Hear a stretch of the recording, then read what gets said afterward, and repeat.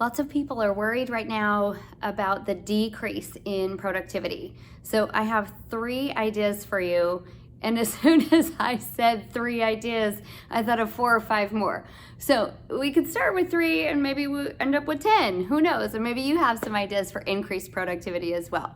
But my top 3 ideas really come from the coaching that I do with leadership teams when they come to me and they've had a very full quarter, a very successful quarter, and yet something that was high priority still didn't get done because these other sexier, more fun things got paid attention to.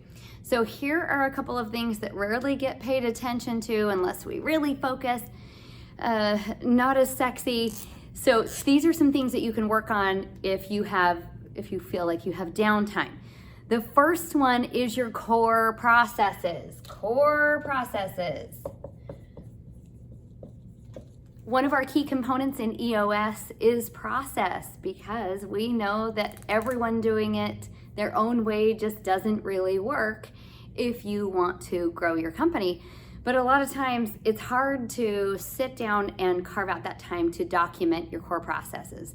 So the 2 disciplines we use in the process component are, we want you to document your core processes and then get them followed by all. So in these times, you could sit down and have people document core processes.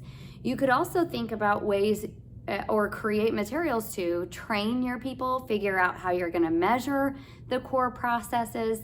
Some of you might already even have your core processes documented, but you did it a year ago and you haven't looked at that core process. So now is a really great time. The second thing, oh, by the way, if you haven't read Checklist Manifesto, really great book. It's entertaining, enlightening. You will love it to help you document your core processes. We also have really good friends at Process Optimizer that will help you with that too. Maybe Heidi is working on some tools to help you do that during your downtime as we speak. The second thing that my clients really, really want to do, but sometimes they just don't get around to it, is documenting their proven process.